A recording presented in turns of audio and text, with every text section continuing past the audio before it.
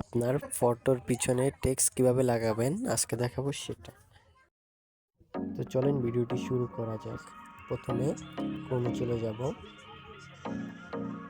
ক্রোমে গিয়ে image text generator লিখে search করব।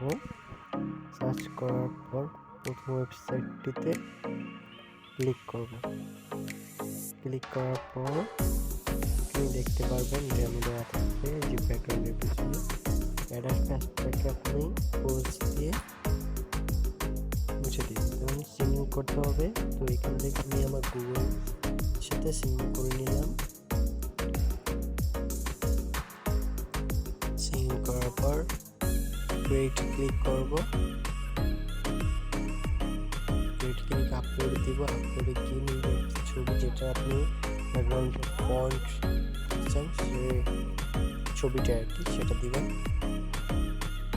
ক্লিক করার পর এখানে আপনি ফন্ট লিখবেন, ব্যাকগ্রাউন্ডে কি লিখতে চান আর কি। আমারটা আমি লিখে দিলাম। লিখে কিছুটা সময় নেবে, আমি এই জন্য আগে ভাগে লিখে নিতেছি।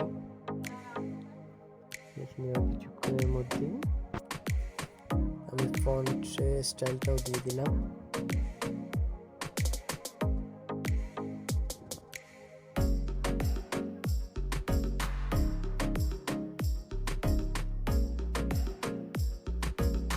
লোডিং চলে আসছে। পরে আপনি হচ্ছে ওগুলো দিয়ে কাস্টমাইজ করতে পারবেন। ওখানে মানে কোথায় বসাতে চান, উপরে কতটুকু, নিচে ছোট কতটুকু বড়, এরকম করে নিজের মতো কাস্টমাইজ করে নেবেন, তাহলেই হয়ে যাবে।